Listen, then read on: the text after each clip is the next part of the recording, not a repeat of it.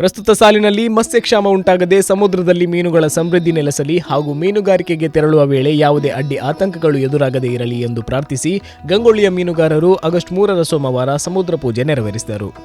ಗಂಗೊಳ್ಳಿಯ ಅರ್ಚಕ ವೇದಮೂರ್ತಿ ವಿಠಲ್ ದಾಸ್ ಭಟ್ ನೇತೃತ್ವದಲ್ಲಿ ಧಾರ್ಮಿಕ ವಿಧಿವಿಧಾನಗಳು ನಡೆದವು. ಪರ್ಸಿನ್ ಬೋಟ್, 370 ಬೋಟ್ ಹಾಗೂ ಟ್ರಾಲರ್ ಬೋಟ್ಗಳ ಸಂಘದ ಸದಸ್ಯರು ಸಮುದ್ರ ರಾಜನಿಗೆ ಹಾಲು, ಸಿಯಾಳ, ಫಲಪುಷ್ಪಗಳನ್ನು ಅರ್ಪಿಸಿ ವಿಶೇಷ ಪೂಜೆ ಸಲ್ಲಿಸಿದರು.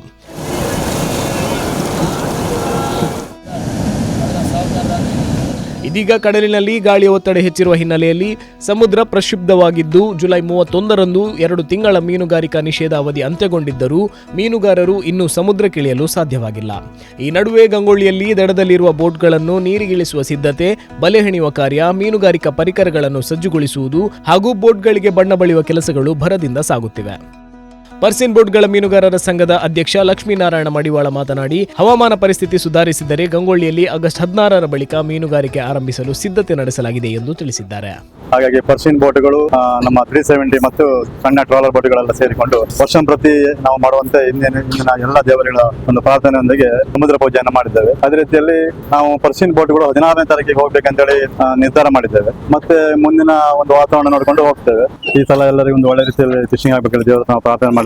ಮತ್ತೆ ಎಲ್ಲರ ಪರವಾಗಿ ಒಂದು ಒಳ್ಳೆದಾಗಲಿ ಅಂತ ಕೇಳಿಕೊಳ್ತೀವಿ. ಅದೇ ರೀತಿ ನಮ್ಮ ಬಂದರ್ನಲ್ಲಿ ಸ್ವಲ್ಪ ಸಮಸ್ಯೆ ಇದೆ. ಈ ವಾತಾವರಣ ಈಗ ಫಿಶಿಂಗ್ ಗೆ ಕಳೆದ ವರ್ಷದ ಅದರ ಆಗ್ಬೇಕು ನಾವು ಕೇಳಿಕೊಳ್ತೇವೆ. ಕಳೆದ ವರ್ಷ ನಮ್ಗೆ ಸಾಧಾರಣ ಒಂದು ಆಗಿದೆ. ಅದೇ ರೀತಿಯಲ್ಲಿ ಈ ವರ್ಷ ವರ್ಣನ ಒಂದು ಆರ್ಭಟ ಸ್ವಲ್ಪ ಕಡಿಮೆ ಆಗಿದೆ. ಆದ್ರೂ ಎಲ್ಲ ಕೊಡುವ ದೇವರು. ನಾವು ಆ ದೇವರ ಹತ್ರ ಪ್ರಾರ್ಥನೆ ಮಾಡಿಕೊಳ್ತೇವೆ, ಒಳ್ಳೆ ರೀತಿಯಲ್ಲಿ ಆಗಲಿ ಅಂತೇಳಿ ದೇವರ ಹತ್ರ ಕೇಳಿಕೊಳ್ತೇವೆ.